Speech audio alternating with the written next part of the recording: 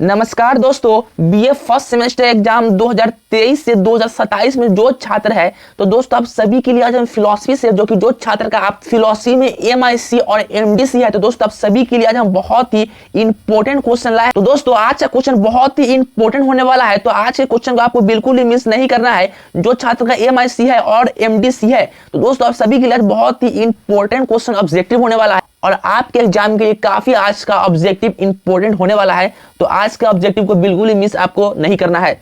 तो दोस्तों आपके सामने पहला क्वेश्चन हमारे सामने ये है कि रचना की दृष्टि से तर्क वाक्य के कितने भेद है। दोस्तों रचना की दृष्टि से तर्क वाक्य के भेद है तो दोस्तों 35 नंबर क्वेश्चन का आंसर हो जाएगा सी, यानी कि ए बी दोनों है। चलिए दोस्तों अगला क्वेश्चन हमारे सामने यह है कि संबंध की दृष्टि से तर्क वाक्य के भेद है।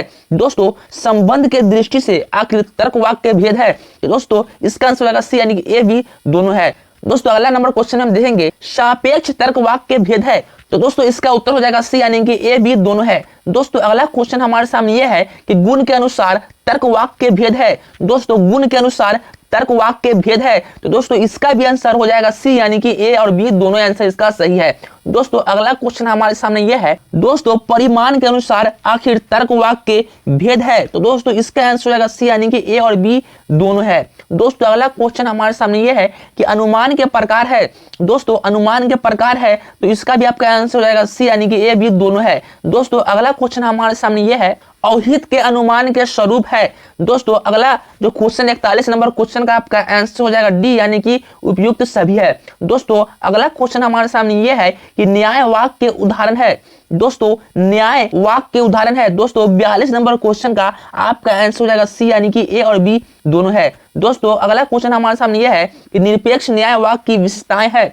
दोस्तों निरपेक्ष न्याय वाक्य की विशेषताएं है तो दोस्तों इस क्वेश्चन का आपका आंसर हो जाएगा सी, यानी कि ए और बी दोनों हो जाएगा। दोस्तों अगला क्वेश्चन हमारे सामने यह है पुनः स्थापना के कितने नियम है। दोस्तों जो पुनः स्थापना है उनके कितने नियम है तो दोस्तों उनके नियम है 10 नियम है।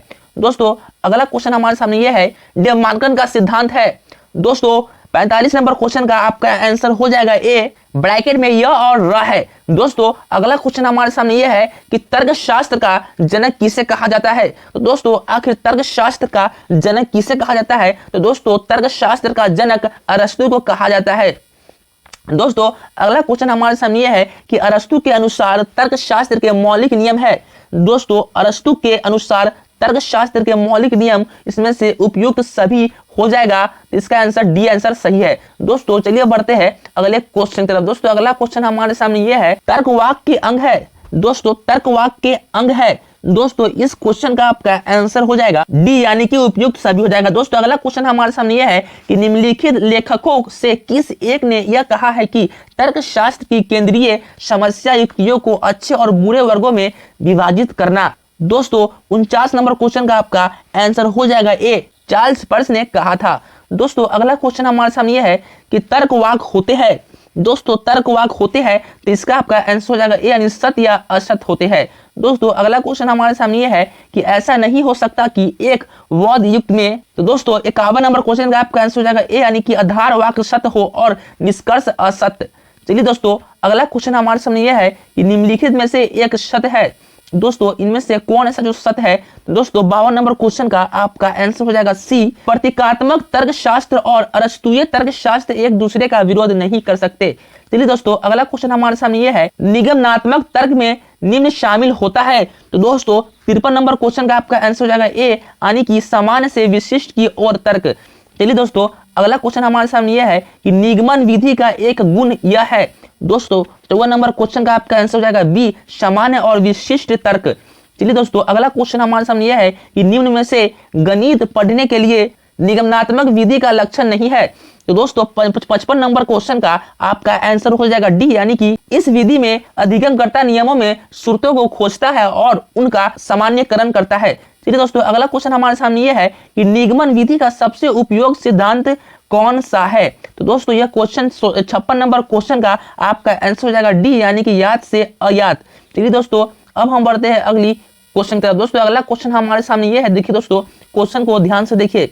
दोस्तों अगला क्वेश्चन हमारे सामने यह है कि तर्क जो कुछ सिद्ध करने के लिए याद परिणामों, परिभाषाओं, निष्कर्षों के नियमों का उपयोग करता है और उससे कहा जाता है।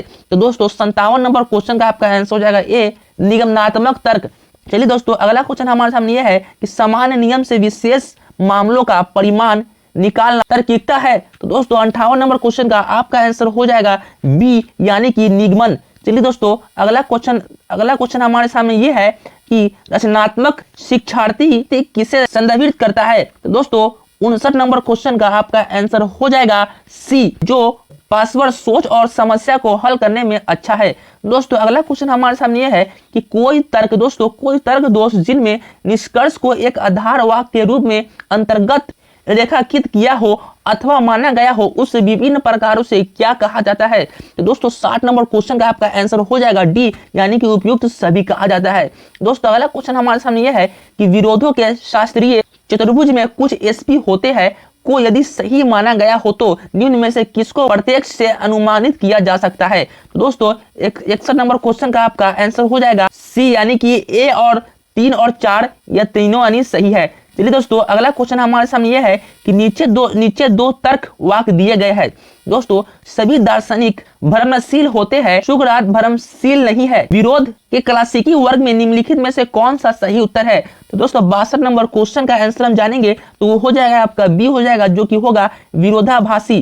दोस्तों चलिए अब हम बढ़ते हैं अगली क्वेश्चन तरफ। दोस्तों अगला क्वेश्चन हमारे सामने यह है कि निरूपाधिक प्रतिगप्ति की मात्रा और गुणवत्ता निर्धारित करते हैं। तो दोस्तों 63 नंबर क्वेश्चन का आपका आंसर हो जाएगा सी हो जाएगा, जो होगा मनोवृद्धि। चलिए दोस्तों अगला क्वेश्चन हमारे सामने यह है कि सत्य और असत्य के गुण है। तो दोस्तों 64 नंबर क्वेश्चन का आपका आंसर हो जाएगा ए, यानी कि हो जाएगा तर्कवाक। दोस्तों अगला क्वेश्चन हमारे सामने यह है कि तार्किक के तर्क की प्रकृति। दोस्तों 65 नंबर क्वेश्चन का आपका आंसर हो जाएगा सी, समान और असमान आपका आंसर हो जाएगा। दोस्तों आज आपके लिए लाए थे जो कि बहुत ही आज का ऑब्जेक्टिव महत्वपूर्ण है और आपके एग्जाम में आ सकता है, तो आप सभी इस ऑब्जेक्टिव को अपने दिमाग में बसाइए और आपके एग्जाम में कोई भी आपका ऑब्जेक्टिव ना छूट सके, इसलिए हम लगातार आपके लिए तैयारी करवा रहे हैं ताकि आपका एग्जाम 1 नंबर आपका एग्जाम जाए और अपने एग्जाम में अच्छा अच्छा अपना नंबर ला सके। तो दोस्तों अगर आपको वीडियो अच्छा लगा तो वीडियो को लाइक कीजिए और अपने प्यारे दोस्त के पास भी इस वीडियो को शेयर कीजिए ताकि वो भी इस साल के एग्जाम को अच्छे तरीके से निकाल ले और आगे बढ़ सके और आप भी आगे बढ़िए। और वीडियो को लाइक कीजिए, चैनल को सब्सक्राइब कीजिए। जय हिंद, जय भारत।